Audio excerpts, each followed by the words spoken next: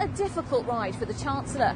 Alistair Darling's not been in the job a year, and already he's had to deal with world markets in turmoil, the Northern Rock crisis, and of course, let's not forget, the calamitous child benefit data scandal.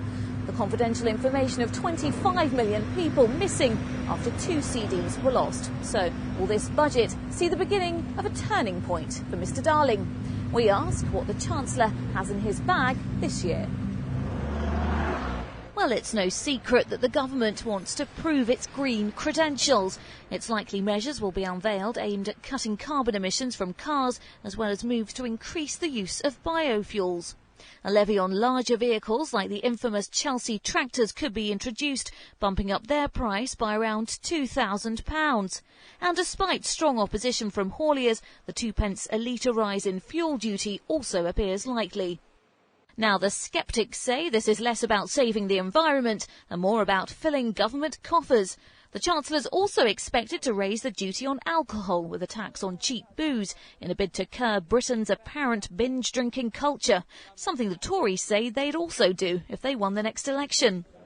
Every year come budget time, there's a lot of fuss made about how much one of these is going to cost us. But for many, how much pint we can get for our pound is not the main worry. Because of rises in house prices, there are calls to help first-time buyers with a change in the threshold for stamp duty. And then, of course, there's the very heated issue of energy. Hikes in electricity and gas bills of up to 17% have left many households feeling the pinch this winter, pensioners in particular. That doesn't sit easily with the fact that energy companies are still revealing massive profits.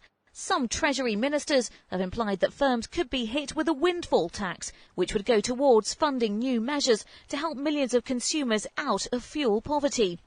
Energy watchdogs think that's unlikely to happen, and in any event, they want the government to take a wider view of the problem. Whatever measures they come up with in the budget, what's absolutely critical is they're part of a coherent and determined strategy to eradicate fuel poverty once and for all. It's no good having one-off measures in a budget to sort a political problem. Fuel poverty is endemic, it's serious, it's costing people their health, it's costing people their well-being. We need a coherent strategy that government will see through, not just gestures. But the Chancellor will have to be mindful of all his obligations. There's no doubt that business confidence in the government's taken a hit in the wake of recent events, not least the Northern Rock saga.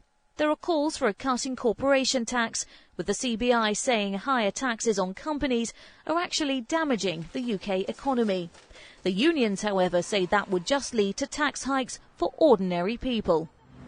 When Gordon Brown was Chancellor, his watchwords were prudence and boom and bust. But it seems he may have got out just in time. Alistair Darling's been left holding the purse strings in a climate that not many would envy. He'll have his work cut out for him if he's to please everyone.